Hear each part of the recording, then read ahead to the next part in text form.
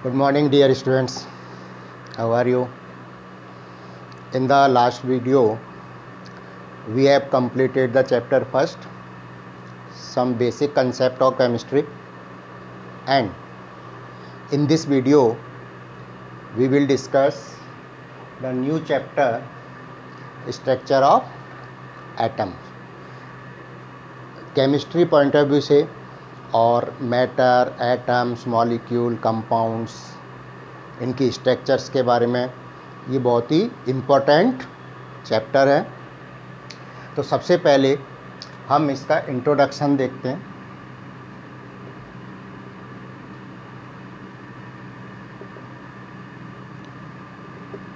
Basically देखा जाए तो फर्स्ट चैप्टर में भी मैंने आपको बताया था कि we all of us surrounding by the matters, either it is gaseous state, liquid state, solid state, ठीक है, and every matter is made up of the small particles and that particles are called the atoms.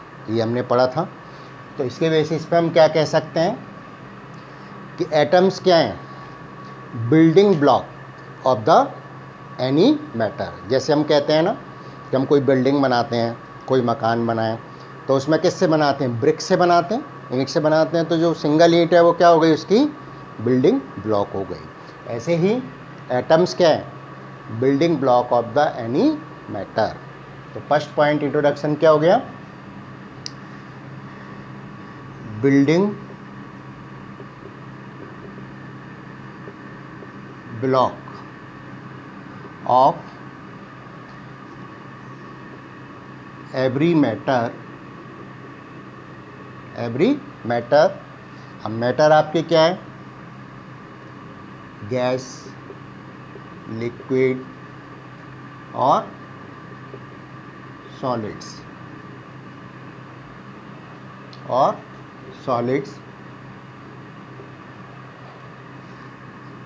are smallest particles, smallest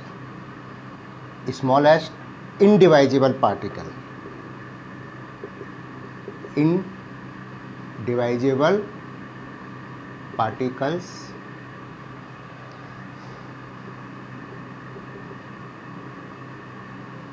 which were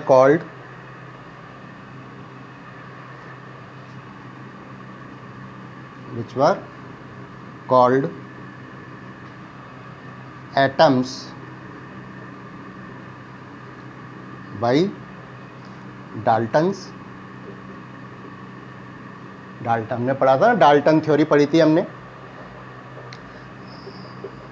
smallest individual particle को क्या कहा Dalton ने? Atom. Which were called atom by Dalton in 1880 में Dalton ने इनको क्या कहा? Atoms कहा। एटम्स क्यों कहा? ये मैंने पहले भी आपको बताया था। Because the atom word taken from the Latin word एटोमियो। और एटोमियो का जो मतलब होता है, ये क्या है? लैटिन वर्ड है,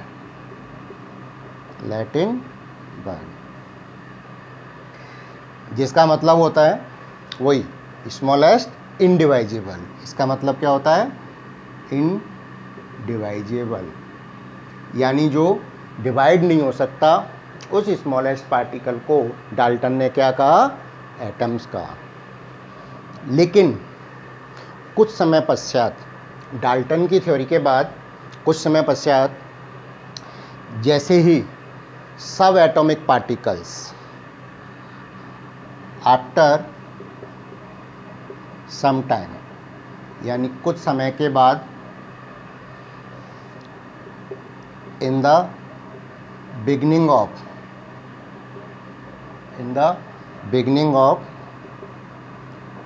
20th सेंचुरी, यानी 20th सेंचुरी के स्टार्टिंग में discovery of subatomic particle started. Discovery of discovery of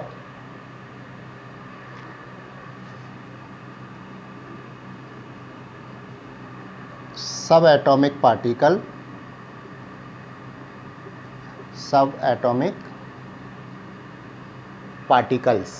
अब सब एटॉमिक पार्टिकल्स कौन कौन से होते हैं, कॉमन आप जानते हैं, इलेक्ट्रॉन्स, प्रोटॉन्स, न्यूट्रॉन्स, मेनली तो ये होते हैं। तो discovery of some atomic particles was started, यानी इनकी डिस्कवरी स्टार्ट हो चुकी थी। अब जैसे ही subatomic particles, electron, proton, neutron discovered हुए, तो यहाँ पर कुछ प्रॉब्लम्स आई कि भाई जब ये पार्टिकल्स होते हैं तो सबसे मेजर प्रॉब्लम तो क्या आई थी, स्टेबिलिटी ऑफ द एटम्स। तो there is some problems arises या some challenges exist, some challenges for the scientist are there about the stability of the atoms, and there is the comparison of the properties of one element to the another element। तो challenges क्या थे, आप इसको note करें, ये इसका introduction है, base है।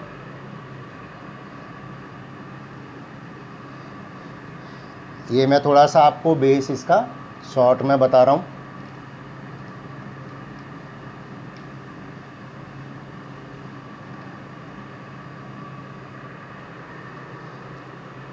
तो जब डिस्कवरी हुई इलेक्ट्रॉन्स, प्रोटॉन, न्यूट्रॉन्स की, तो some challenges were there in front of scientist.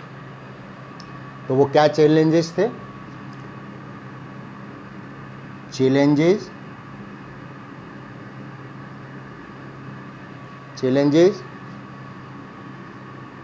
in front of scientists,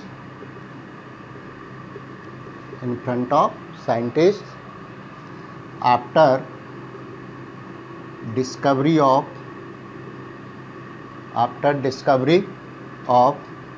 subatomic particles। सब एटॉमिक पार्टिकल्स की डिस्कवरी के बाद सब एटॉमिक पार्टिकल्स क्या हो गए, इलेक्ट्रॉन, प्रोटॉन्स, न्यूट्रॉन्स। अभी हम इसकी डिस्कवरी के बारे में पढ़ेंगे वन बाई वन। लेकिन चैलेंजेस क्या थे साइंटिस्ट के सामने। सबसे फर्स्ट जो चैलेंज था वो क्या था, about the stability of the atom. First challenge क्या था, अबाउट स्टेबिलिटी ऑफ एटम्स। यानी जब डिवाइड नहीं होता था, जब तो ठीक है वो स्टेबल था, लेकिन जब इसमें प्रोटॉन, इलेक्ट्रॉन और न्यूट्रॉन्स आ गए तो इनमें स्टेबिलिटी के बारे में क्या, इधर स्टेबल और नॉट। सेकंड क्या था, comparison of properties of one element to the another element, one atom to the another atom, both physical and chemical. तो नेक्स्ट चैलेंज क्या था, comparison of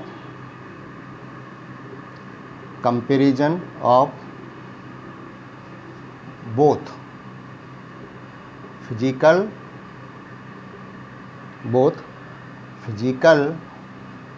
and chemical properties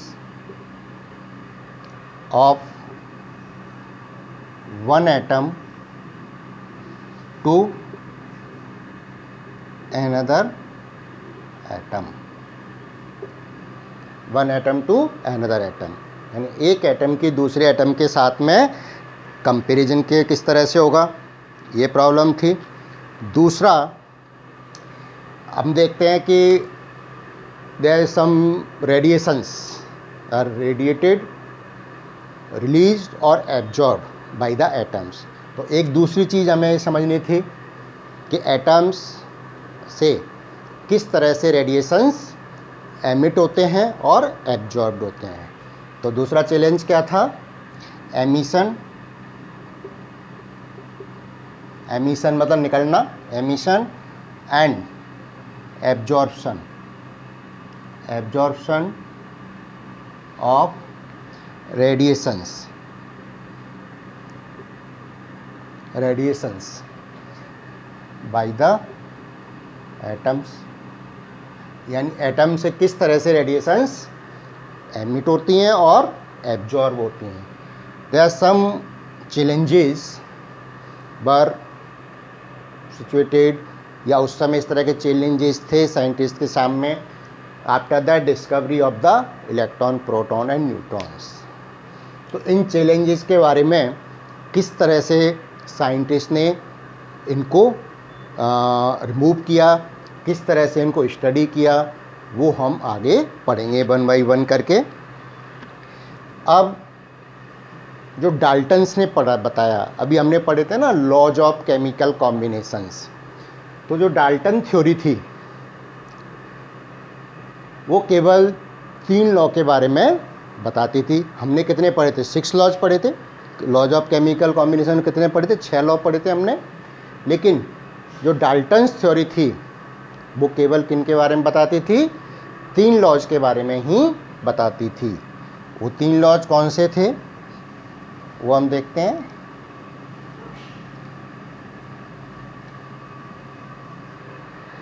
तो लॉज ऑफ केमिकल कॉम्बिनेशन हम पढ़ चुके हैं। तो Dalton's theory, Dalton's theory could explain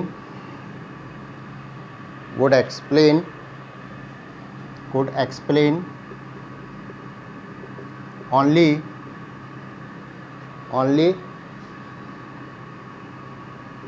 following laws of chemical combination,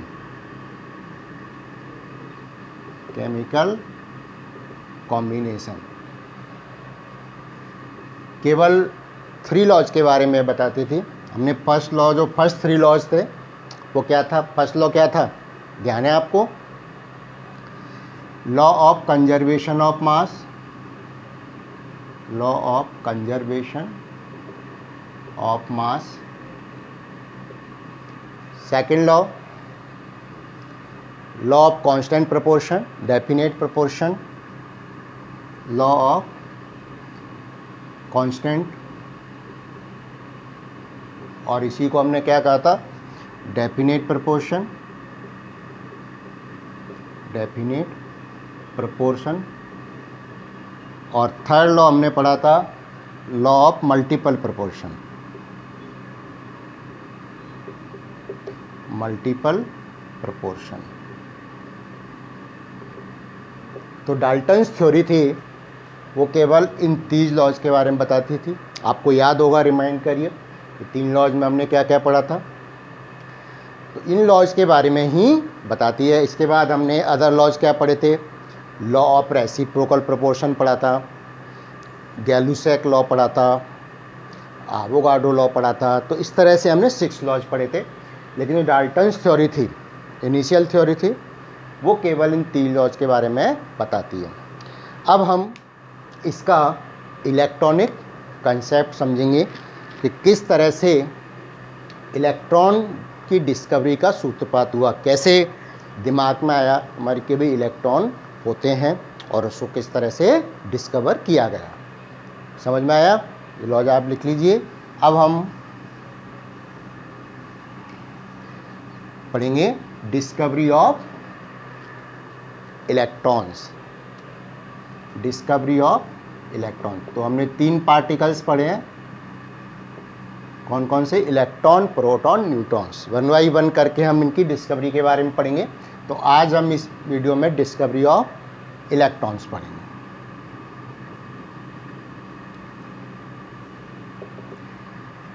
एक, कई बार आपने इनिशियल छोटी क्लासेज में, प्राइमरी क्लासेस में आपने कभी करके भी देखा होगा और आपको ध्यान हो, कभी आपने देखा है स्केल आता है, स्केल आता है प्लास्टिक का, हम उसको कई बार बाल में जैसे रब करके और मिट्टी, डस्ट आती है ना, उसके पास ले जाते हैं तो डस्ट उस पर चिपक जाती है।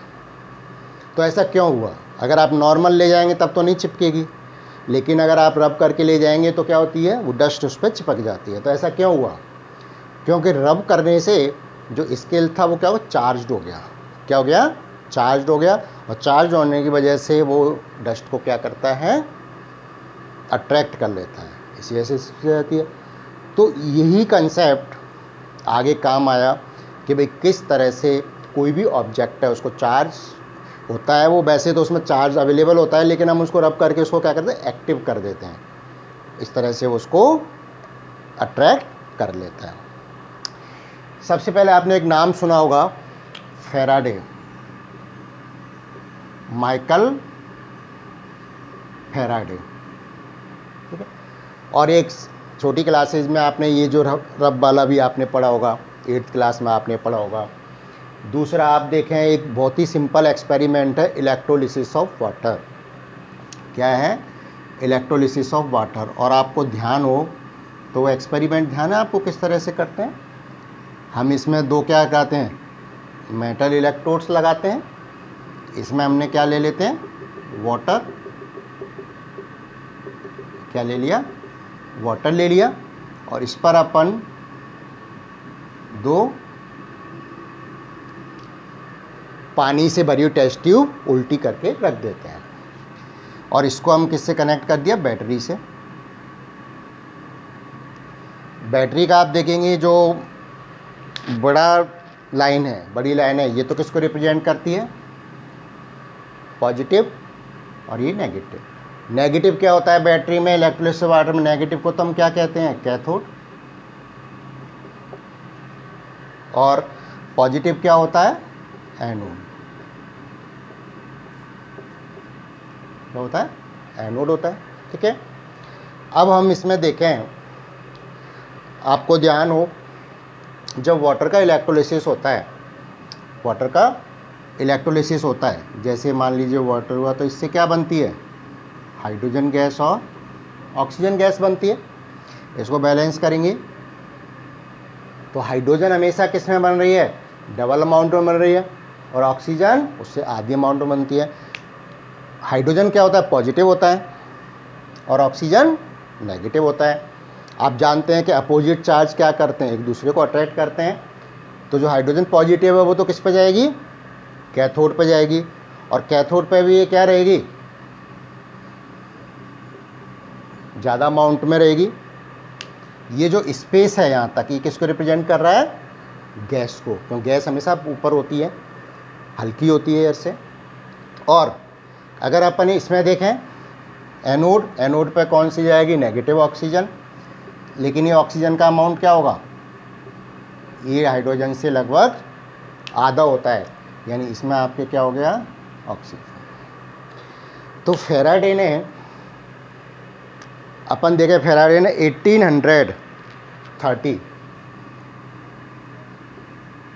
1830 में बताया, Faraday in 1830 was told that gases are liberated on the electrodes। और अगर हम कोई इलेक्ट्रोलाइट सॉल्यूशन लेते हैं तो क्या होता है, डिपॉजिट, जो सॉलिड है वो किस पे डिपॉजिट होता है, इलेक्ट्रोड्स पे डिपॉजिट होता है। तो इस तरह से फैराडे ने क्या बताया, क्या बताया, Faraday in 1830 told that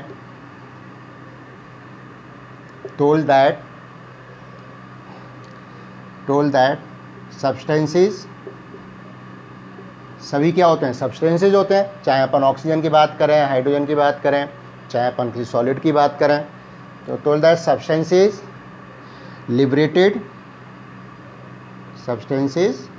liberated और डिपॉजिटेड ऑन द इलेक्ट्रोड्स। ये क्या कहलाते हैं, कैथोड और एनोड, ये क्या है, इलेक्ट्रोड्स हैं, electrodes. When there is electricity is pass, electricity is pass, यानी जब यहाँ पर इलेक्ट्रिसिटी पास की जाती है तो सब्सटेंसेज हैं वो इलेक्ट्रोड्स पे क्या होते हैं, डिपॉजिट होते हैं और लिबरेट होते हैं। तो यहाँ पर ये क्या कर रहे हैं, डिस्चार्ज कर रहे हैं, किनको, चार्ज को। अगर बेसिकली आप देखेंगे ना, अगर इसकी हम मैकेनिज्म देखें तो मैकेनिज्म क्या होती है पता है इसकी आपको, किस तरह से होती है। देखिए, जब वाटर डिसोशिएट होता है तो इससे क्या बनता है, H+ आयन और OH- आयन। अभी जैसे मैंने आपको बताया कि प्लस आयन है वो किस पे जाएगा, नेगेटिव पे जाएगा, कैथोड पे। तो कैथोड पे क्या हुआ, ये आप वैसे पढ़ चुके हैं पहले, नेगेटिव पे जाएगा प्लस आयन, तो क्या करेगा, ये चार्ज क्या हो जाएगा, कैथोड से इलेक्ट्रॉन लेगा और क्या बन गया, H बन गया, और 2 H मिलके क्या बना देते हैं, हाइड्रोजन गैस बना लेते हैं। तो इस तरह से आपके कैथोड पे क्या हुआ, हाइड्रोजन गैस लिबरेट हो गई। और एनोड पे अपन देखें, एनोड पे क्या हुआ, एनोड पे क्या जाएगा, OH- आयन, OH- आयन क्यों हुआ, ये क्या करेगा, अपना इलेक्ट्रॉन एनोड को देगा, क्योंकि एनोड क्या है, पॉजिटिव है, तो एनोड को देगा। तो डिस्चार्ज होके क्या बना लिया, ये तो OH और इलेक्ट्रॉन दे दिया, और OH है, ये क्या करेगा, 2 OH मिलके क्या बना लेंगे, एक तो H2O बन गया और ऑक्सीजन बन गया, और 2 ऑक्सीजन मिलके ऑक्सीजन गैस बना दिए, ठीक है ना। तो इस तरह से अपन देखते हैं कि एनोड पे क्या हो गया, ऑक्सीजन लिबरेट हो गया। इसका मतलब क्या हुआ कि जब आप इलेक्ट्रिसिटी पास कर रहे हैं या इलेक्ट्रोलिसिस हो रहा है तो जो आइंस हैं उनका क्या हो रहा है, डिस्चार्जिंग हो रहा है, यानी चार्ज उनका क्या हो रहा है, डिस्चार्ज हो रहा है, और उसी की वजह से गैसियस और अदर सब्सटेंसेस लिबरेटेड और डिपॉजिट ऑन द इलेक्ट्रोड्स। समझ में आया। इसी कंसेप्ट के बेसिस पर, ये तो कब का, 1830 में, 1840 में इलेक्ट्रॉन्स की डिस्कवरी की थी, किसने, फैराडे ने।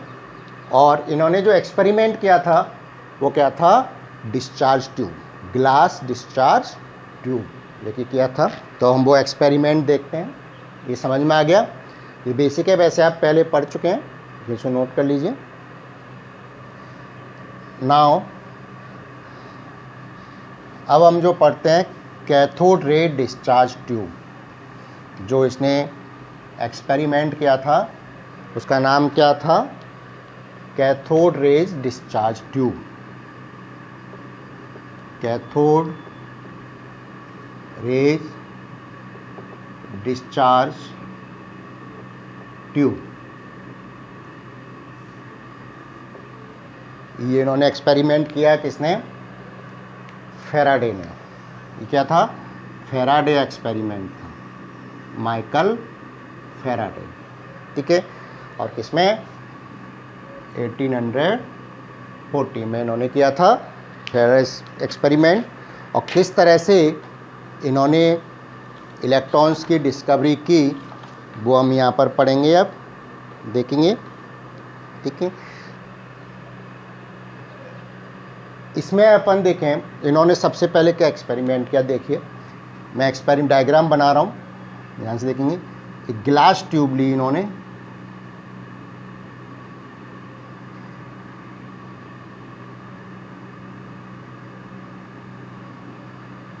ली ग्लास ट्यूब,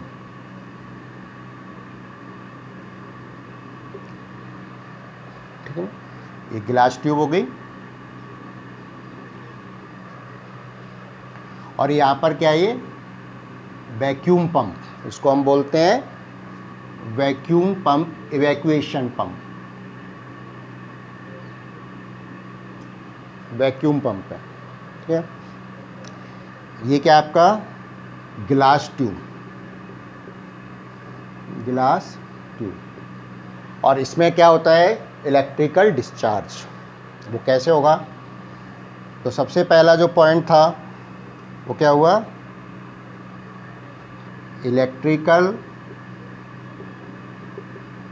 डिस्चार्ज। अभी हमने एक्सपेरिमेंट में पढ़ा था पहले, इलेक्ट्रिकल डिस्चार्ज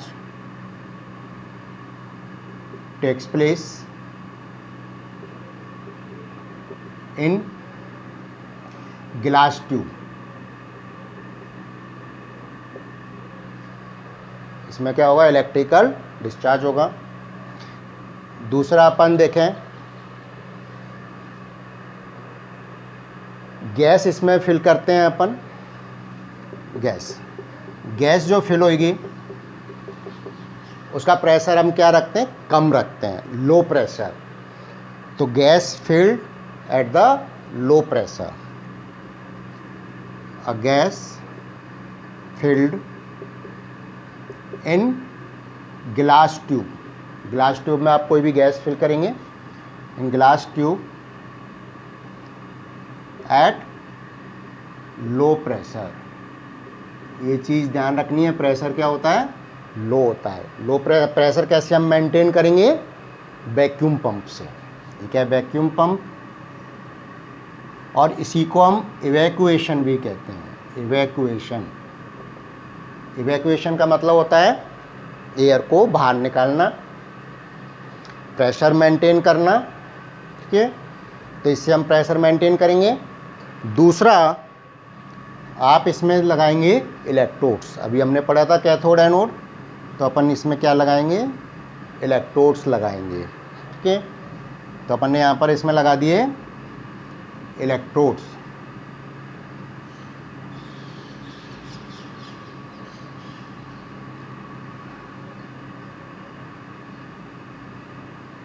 इलेक्ट्रोड्स लगाएंगे, और इलेक्ट्रोड्स में भी आप देखेंगे, इसमें हम देखते हैं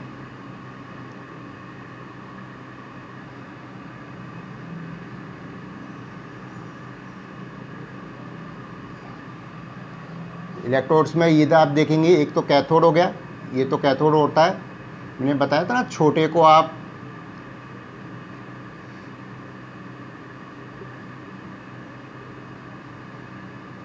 ये क्या होती है, बैटरी होती है। बैटरी में क्या होता है कि 2 और मोर देन 2 सेल, एक जो होता है ना आपके छोटा एंड और एक बड़ा, यानी एक तो आपके क्या हो गया, इसको आप मैं इससे लिख देता हूँ, एक तो नेगेटिव हो गया छोटा, और बड़ा क्या हो गया, पॉजिटिव।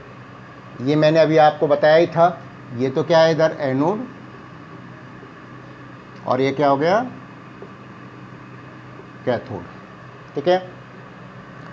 तो कैथोड हो गया, और एनोड। एनोड क्या है, ये आपके परफोरेटेड है। परफोरेटेड का मतलब जानते हैं ना, छिद्रयुक्त। तो ये आपके क्या है, एनोड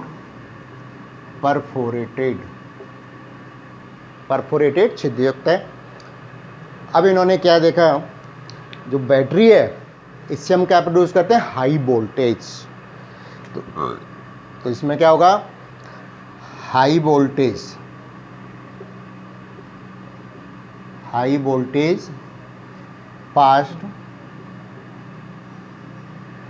थ्रू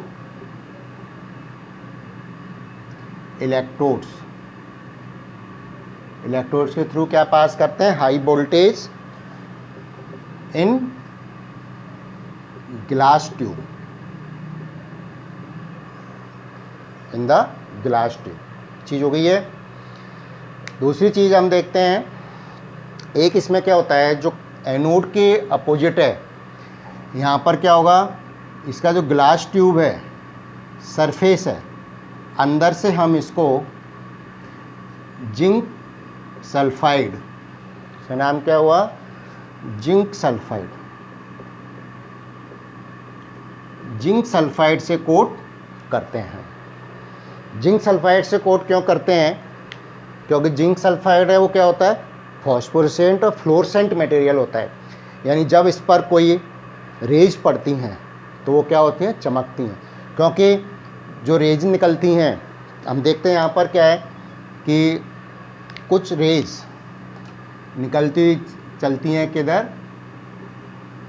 कैथोड से एनोड की साइड में, ये रेज जाती हैं,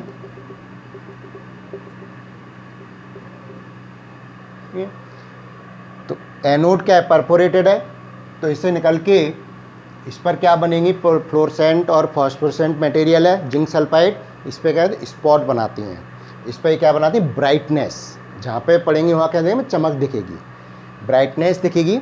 ये आप देखते हैं ना टीवी, पहले CRT टीवी आते थे, कैथोड रे ट्यूब टीवी उनको बोलते थे, वो सेम एक्सपेरिमेंट है।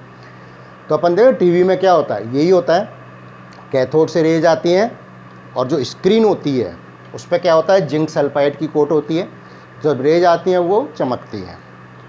ऐसे ही यहाँ पर था कि इन्होंने देखा कि जब रेज आ रही हैं तो हम उनको वैसे तो विजिबल नहीं होती, देख नहीं सकते, लेकिन हम महसूस कब कर सकते हैं कि रेज के बारे में, जब ये जिंक सल्फाइड पर स्ट्राइक करते हैं, इस पर आते हैं। ठीक है, तो नेक्स्ट पॉइंट इसमें क्या हो गया आपका,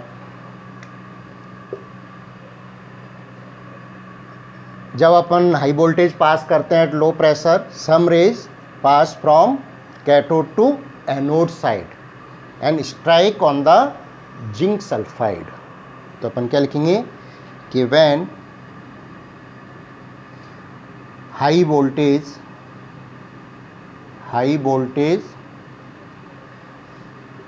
is passed, high voltage pass through battery, किससे पास कर रहे हैं, बैटरी से, at low pressure,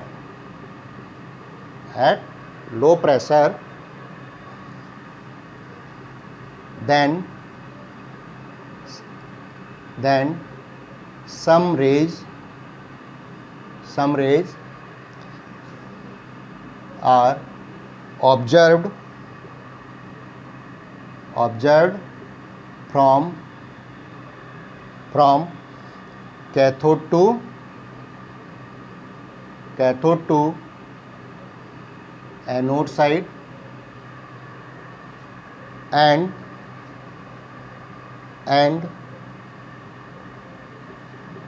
it is shown, कैसे पता लगता है इनके बारे में, it is shown in the form of bright यानी चमकदार bright spots on the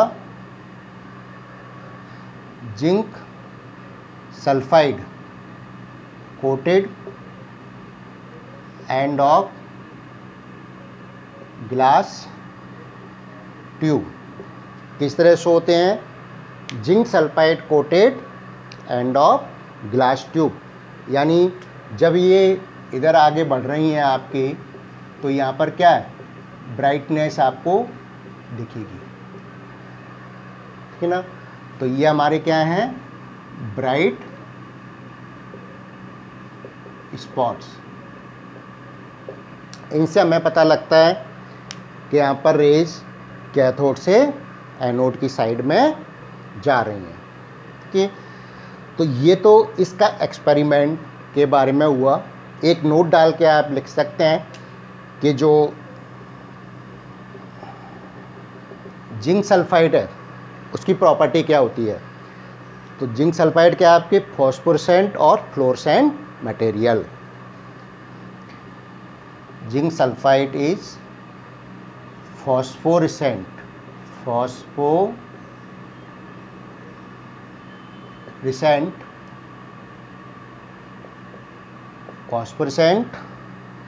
and fluorescent material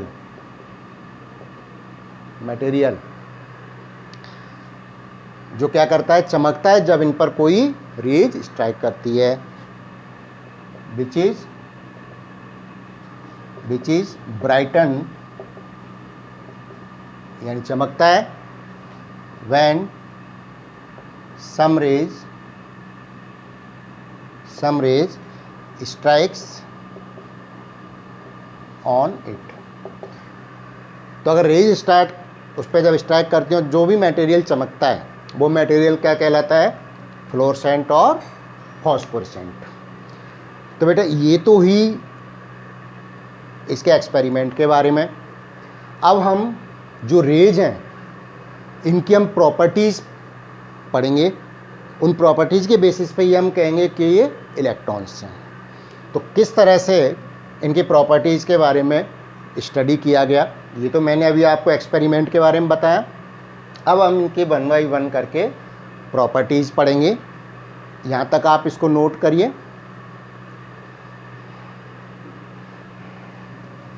अब देखते हैं प्रॉपर्टीज़ ऑफ रेज।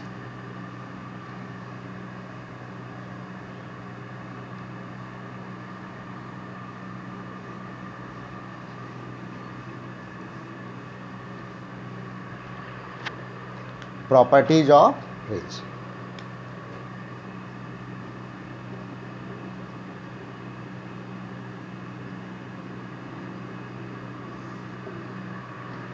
देखिए, प्रॉपर्टीज ऑफ रेज समझने के लिए मैं साथ साथ में क्या एक छोटा डायग्राम बनाता जाता हूँ।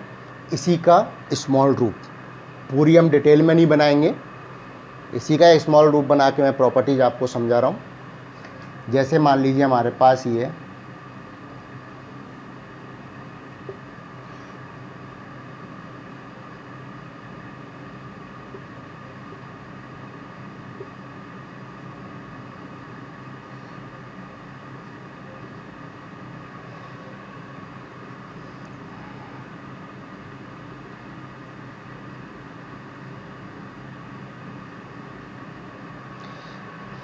देखिए, फर्स्ट प्रॉपर्टीज क्या है।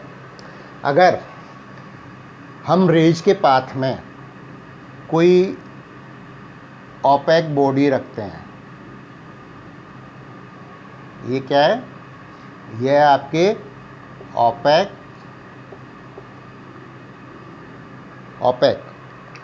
ओपेक का मतलब जानते हैं ना, कहते हैं अपारदर्शी। ओपेक ऑब्जेक्ट हमने कोई रखा, तो हम देखते हैं, आपने भी देखा होगा कि जैसे बल्ब की रोशनी होती है या सूरज की रोशनी में हम खड़े होते हैं, तो क्या होता है, हम खुद खड़े हों तो हमारी क्या बनेगी, पीछे परछाई बनती है। क्या बनती है, परछाई बनती है, शैडो बनती है। वो क्या इंडिकेट करती है कि जो सन रेज हैं या बल्ब की जो रोशनी है वो क्या है, एक सीधी रेखा में, स्ट्रेट लाइन में मूव करती है। ऐसे ही अगर मान लीजिए हम जो कैथोड रेज हैं उनके बीच में, ये क्या थी, कैथोड रेज।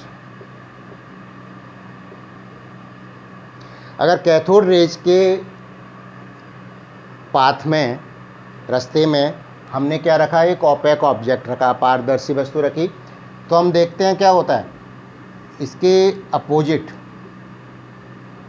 इसकी क्या बनेगी, शैडो बनती है। ये क्या बन गई, इसकी शैडो, छाया बन गई।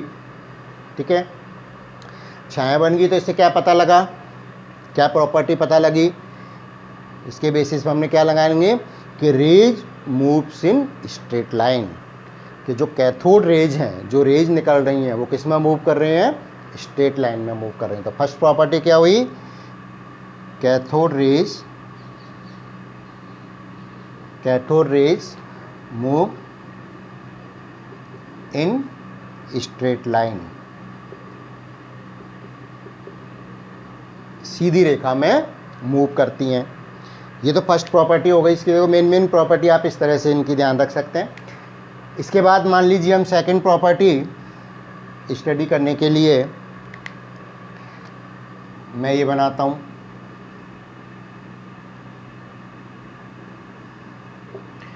ये उसी तरह से आपका ये इवैक्यूएटेड होगा। मैं नेमिंग नहीं कर रहा पूरी, ये मैंने आपको ऊपर बता रखा है, ये इसी का ही शॉर्ट रूप है। ठीक है, ये रेज हो गई। अब मान लीजिए सेकंड प्रॉपर्टी के लिए हम क्या कहते हैं कि इनके पाथ में हम कोई लाइट वेट पैडल रख देते हैं। ये क्या है, लाइट वेट, हल्का लाइट वेट पैडल हमने रख दिया। तो लाइट वेट पैडल क्या करता है, रेज जैसे पास होती हैं क्या होता है, मूव करना स्टार्ट कर देता है, ये घूमने लगता है। तो घूम रहा है इसका मतलब क्या है कि जो रेज हैं उन पार्टिकल्स में क्या है, मास है, उनमें द्रव्यमान है, और जिनमें द्रव्यमान होता है वो क्या कहलाते हैं, मैटर पार्टिकल्स कहलाते हैं। क्या कहलाते हैं, मैटर पार्टिकल्स। तो सेकंड प्रॉपर्टी क्या हुई, इसका रीजन भी आप दे सकते हैं यहाँ पे, cathode rays moves in straight line. क्यों हमने इसको क्यों कहा कि shadow is formed by the opaque object, क्यों कहा हमने कि shadow is formed of the opaque object. जो ओपेक ऑब्जेक्ट रखा था उसकी शैडो बनने लग गई। इसकी सेकंड प्रॉपर्टी आप क्या बताएंगे, a light weight paddle starts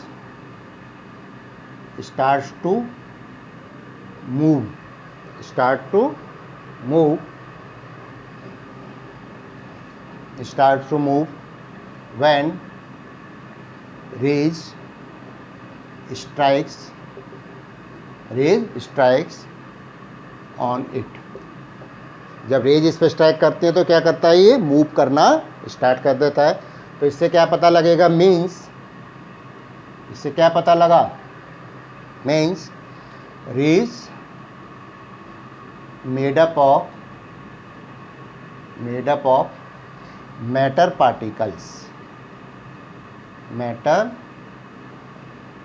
particles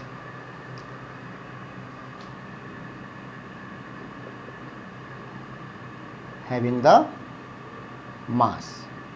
matter particles क्या कहलाते हैं, जिनमें कि मास होता है, वो क्या कहलाएंगे, मैटर पार्टिकल्स कहलाएंगे।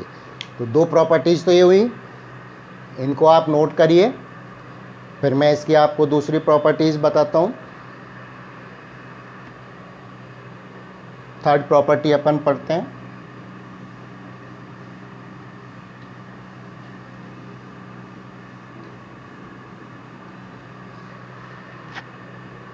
थर्ड प्रॉपर्टी के बारे में पढ़ें, वो क्या है,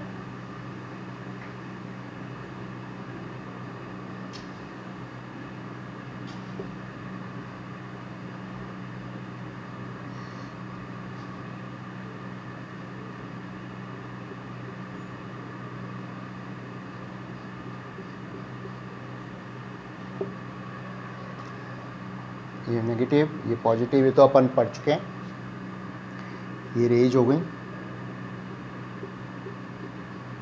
थर्ड प्रॉपर्टी में क्या है, अगर हम इस पर इलेक्ट्रिक फील्ड लगाते हैं, यानी हमने दो प्लेट ले ली, इलेक्ट्रिक फील्ड लगाते हैं, दो प्लेट आपने ली, एक को अपन ने किसी किया पॉजिटिव प्लेट से कनेक्ट, एक से नेगेटिव से कनेक्ट किया, ठीक है। तो क्या देखा गया कि जो रेज हैं वो किधर टर्न हो रही हैं, पॉजिटिव प्लेट्स की ओर टर्न हो जाती हैं। तो इलेक्ट्रिक फील्ड में रेज पॉजिटिव प्लेट्स की ओर टर्न कर रही हैं, इसका मतलब क्या हुआ कि rays are made up of negatively charged particles. तो इसकी प्रॉपर्टी क्या पता लगी कि in electrical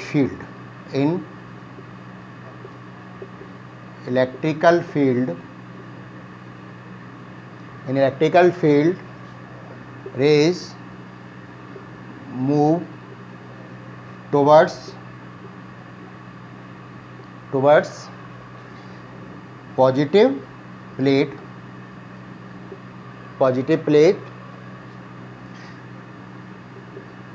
which is indicate that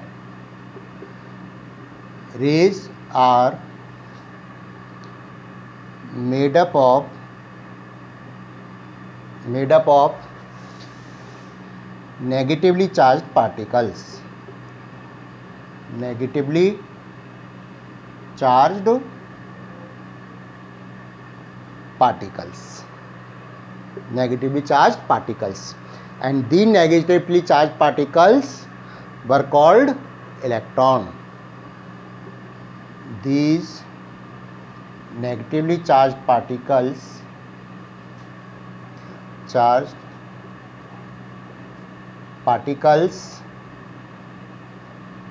were called electrons by Faraday. ठीक है, एक अब हम कई ज़रूरी नहीं है पढ़ लेते हैं मैग्नेटिक फील्ड, एक मैग्नेटिक फील्ड में और देख लेते हैं इसके बारे में।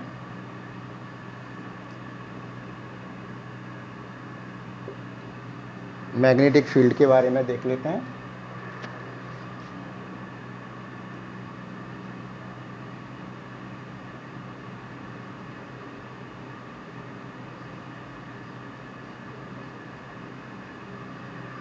मान लीजिए हम मैग्नेटिक फील्ड लगाते हैं। मैग्नेटिक फील्ड आप जानते हैं, मतलब एक तो क्या होता है, आपने देखा होगा मैग्नेटिक फील्ड क्या होता है, तो साउथ नॉर्थ।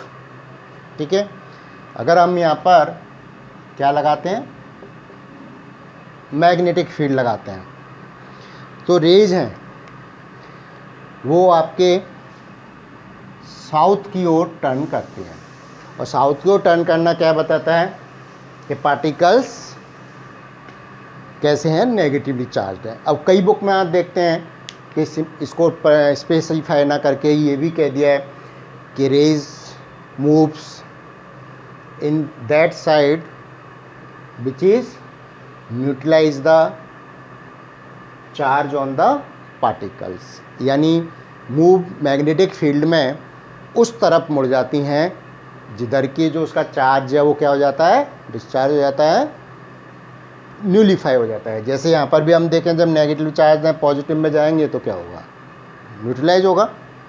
ऐसे ही यहाँ पर है, तो इससे क्या पता लगेगा, इस प्रॉपर्टी क्या हुई कि इन मैग्नेटिक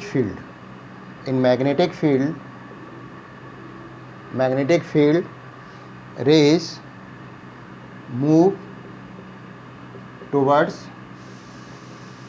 किधर मूव कर रहा है, टुवर्ड्स साउथ। और दूसरा भी अपन लिख सकते हैं इन द डायरेक्शन विच इज, दोनों ही आप पढ़ लें, एक तो साउथ में लिखे, या फिर अगर आपको डायरेक्शन का ध्यान नहीं रहता तो आप ऐसे भी लिख सकते हैं कि in the direction which is neutralise the charge on particle, यानी पार्टिकल्स पे जो चार्ज है उसको क्या कर दे, न्यूट्रलाइज कर दे, उस डायरेक्शन में ये क्या होगा, टर्न कर जाएंगी। तो दोनों ही केसेस में इनके बेसिस पर फैराडे ने इनको क्या नाम दिया, इलेक्ट्रॉन्स नाम दिया। समझ में आया? ये तो कुछ डायग्राम बेस्ड प्रॉपर्टीज़ थी। बाकी का अपन और दूसरी प्रॉपर्टीज़ देखें तो कुछ मेन सिंपल अदर प्रॉपर्टीज़ जो जनरली अपन करते हैं। अभी यहाँ पर अपन देखेंगे और प्रॉपर्टीज़ क्या हो सकती हैं कैथोड रेज की या इलेक्ट्रॉन्स की। तो देखिए समझ में आया, इसको आप नोट कर लीजिए। अदर प्रॉपर्टीज़ अपन इसके बारे में पढ़ते हैं। Few other properties of cathode rays also there. वो क्या है, सबसे पहले आपने देखा है कि इलेक्ट्रॉन्स का मास तो बहुत कम होता है, आप पढ़ चुके हैं, तो इसकी जो स्पीड है, वेलोसिटी है, वो ज़्यादा होती है। तो ये क्या करता है, जो भी गैस अपन ले रहे हैं, इसमें जो गैस हमने बताया ना अभी आपने कि लो प्रेशर पर हम क्या गैस फिल करते हैं, तो उस गैस को क्या करता है, आयोनाइज कर देता है because of the high speed and low mass. तो प्रॉपर्टीज़ क्या है कैथोड रेज की, क्या है, आयोनाइजेशन ऑफ गैस। तो दूसरी प्रॉपर्टी क्या हुई, ionisation of gas takes place by these rays। दूसरा क्या है कि जब भी रेज पड़ती हैं तो वो क्या होता है, गर्म हो जाता है। कभी देखा आपने जो पहले कैथो CRT आते थे लंबी, पीछे उसमें वो निकली रहती है ना, टीवी के गुम्बद सा निकला रहता था, तो कैथोड रे ट्यूब थी। तो अब टीवी चलता था तो आगे से आप हाथ लगा तो गर्म हो जाता था, क्या होता था, गर्म हो जाता था। तो इसका मतलब क्या है कि इनका हीटिंग इफेक्ट होता है। तो रेज का दूसरी प्रॉपर्टी क्या हुई, these raise has heating effect.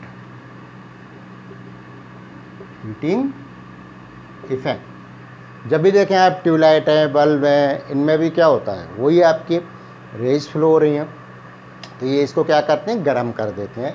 That means these raise have the heating effect. और एक मेन प्रॉपर्टी क्या है, इनकी स्पीड तो तेज़ होती है, तो जब भी हैवी मेटल मतलब भारी जो धातु हैं उन पर ही स्ट्राइक करती है तो एक्सरे रिलीज करती है। तो नेक्स्ट प्रॉपर्टी क्या हुई, they released X ray when strikes on heavy metal like molybdenum elements में आपने देखा होगा, molybdenum एंड टंगस्टन। W को अपन क्या बोलते हैं, टंगस्टन।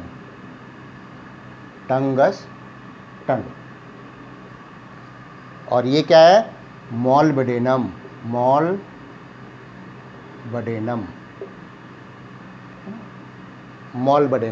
ठीक है। तो हैवी मेटल होते हैं, इन पर जब भी कैथोड रे स्ट्राइक करती है तो इससे क्या होंगी, एक्सरे रिलीज होती है। तो ये these are the some properties of the cathode rays. और इस तरह से इलेक्ट्रॉन की डिस्कवरी हुई। इसको आप पढ़िए, रिवाइज करिए। नेक्स्ट वीडियो में हम उनके चार्ज टू मास रेशो के बारे में बात करेंगे जो कि जे थॉमसन ने दिया था। समझ में आया? Thank you very much.